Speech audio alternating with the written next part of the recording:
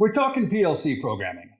Ladder diagram or structured text? Which is better? Which should you focus on? The fact is, the underlying logic is identical in both languages. Only the representation changes.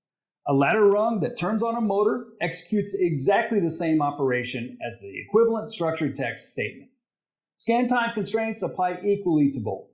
Neither language runs inherently faster than the other. So why do they feel so different? Ladder diagram is the language most electricians cut their teeth on. It looks like an electrical schematic. 2 vertical rails with horizontal rungs.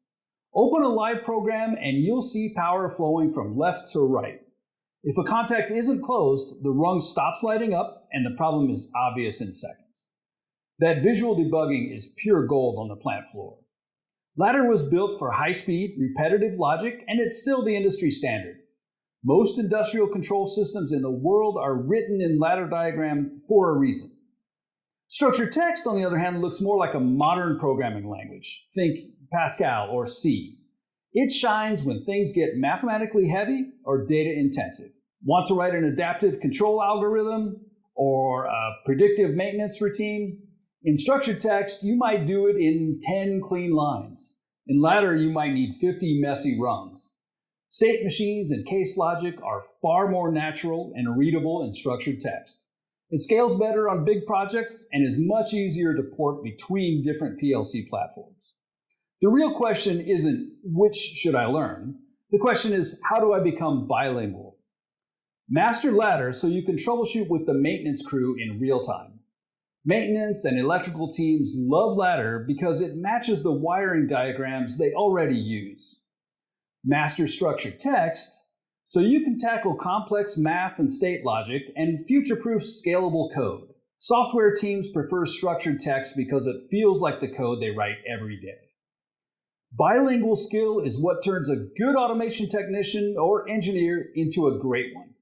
The best PLC programmers today switch between languages inside the same project, using each where it is the strongest.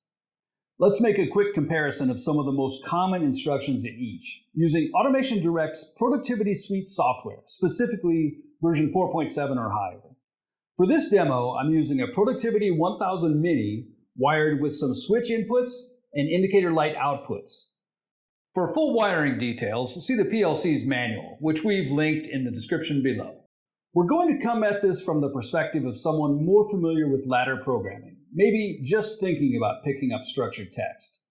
Before we get to that, a couple of quick points for those familiar with computer programming in structured text type languages like Python or C variants. Structured text programming for a PLC looks very similar, but there are some differences. First, a PLC program is intrinsically cyclic. There's no need to wrap your logic in a while or until loop or anything to get the repeating scan behavior associated with PLC operation. Secondly, in those types of computer programs, a programmer usually has to declare explicitly all variables at the beginning of the program. In Productivity Suite and most PLCs with structured text, all of that is handled in the tag database, just as it is for ladder diagram programming. A productivity program can contain both ladder tasks and structured text tasks. You can run both in the same program, but you can't convert one to the other. It's worth thinking about which language would be best for each task before you start programming. So let's get to a comparison, starting with the most fundamental operation, assigning a value to a variable or tag. In ladder, you're going to use something like a move or copy instruction. In productivity, we use copy data. Or a math function to assign a value to a numerical data type, and an out or set reset to toggle a Boolean coil. In structured text, we use this shorthand to assign a value, be it numeric or Boolean. One important note on the coils. An assignment in structured text should be treated like a ladder diagram set instruction. Once assigned a state, it will maintain that state until reassigned. The same is true for numeric values. There's nothing quite like ladder's one scan out instruction.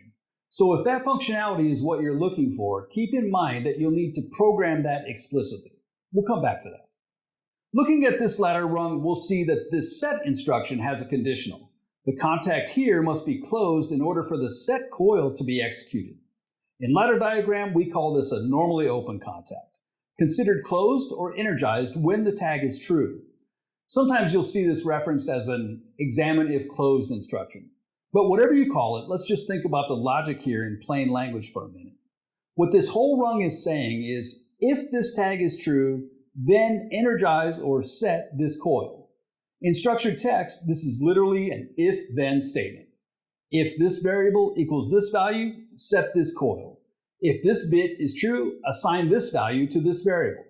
The same is true for more specialized contacts, like comparison contacts. In ladder diagram, just as we said, a normally open contact will be energized if its tag is true. A normally closed contact will be energized if its tag is false. In structured text, we use not. If this tag is not true, then execute this. A couple of rungs in ladder might be required to stipulate, if this bit is true, execute this. If it's not true, execute this instead. In structured text, just add an else to your if statement, like this. If this is true, do this. Otherwise, else, do this. We talked before about a tag maintaining an assigned state until it is explicitly reassigned. This is one way to handle something like recreating a ladder diagram out instruction. If this, set this coil to true. Else, set it to false. When you've finished with all the ifs and elses, just close the logic with an end if. This may be a good time to point out another closing signifier. You'll notice at the end of each expression we have to include a semicolon. This is just the syntax of productivity structured text. It helps the CPU parse out the instructions. Quite often in ladder diagram, you'll see a series of contacts in a rung, all of which must be energized before the output logic will be executed. In structured text, this is a logical AND.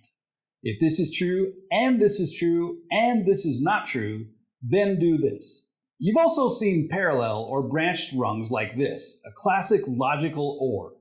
If this is true or this is true, then do this. We could go on all day, but I hope with these foundational examples you'll see that picking up structured text really isn't difficult when you know ladder diagram, or vice versa for that matter. In either case, acquaint yourself with the available instructions and apply the exact same logic as you always have. It may take a little time until the newer instruction set becomes familiar enough for full comfort, but soon you'll be moving past if-then to loops, arrays, state machines, and beyond. If you'd like to get started, keep in mind that the Productivity Suite software is always available as a free download at www.AutomationDirect.com. As always, if you have any questions, you can always contact our free award-winning technical support team. The link is in the description below.